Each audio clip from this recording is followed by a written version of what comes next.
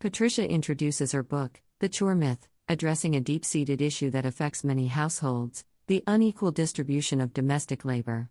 It often starts subtly, with seemingly trivial matters: a plate left in the sink, socks on the floor, or homework scattered across the dining table.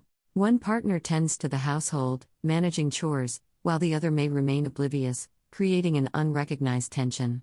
The conflict doesn't always flare up dramatically. Instead, it can manifest in a heavy silence that speaks volumes, a silent cry of fatigue and invisibility, an expression of being unnoticed in one's contributions.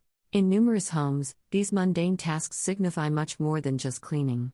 They reflect respect, partnership, and the often unacknowledged dynamics of love and obligation.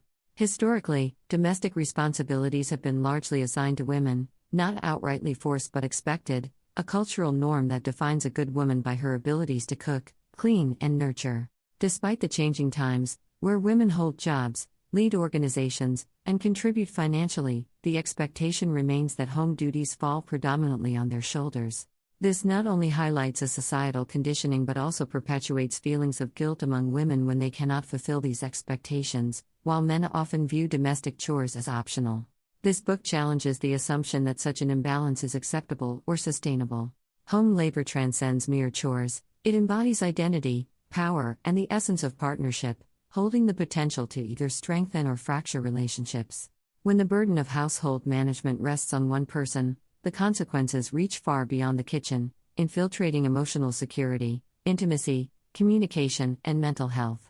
Alarmingly, statistics from Nigerian surveys reveal that women invest up to 5 additional hours daily in unpaid domestic work compared to men, totaling as much as 35 extra hours weekly. This stark imbalance highlights the need for empathy and action. However, Patricia assures readers that change is attainable, urging them that it is never too late to redefine roles and restore balance within their homes. Throughout the book, she aims to provide practical stories, tools, and motivation to cultivate partnership in domestic life, no matter the starting point. The conflicts over small chores arise not merely from the tasks themselves but from deeper questions about togetherness. Are we united in this endeavor, or am I shouldering the burden alone? Central to Patricia's argument is the concept of the home horizon, which signifies the often overlooked labor that concerns monitoring, planning, and managing a family's everyday needs, tasks that traditionally rest on one partner's shoulders, often without acknowledgement. This leads to exhaustion and unexpressed resentment, gradually eroding intimacy. The insights and stories shared in this book underscore that without equitable ownership of household responsibilities, true partnership remains elusive. Readers will learn about the origins of gendered chore expectations, why they have been sustained, and how they persist even in contemporary households. They will gain insight into how unequal domestic responsibilities affect marriages, childrearing, and emotional health.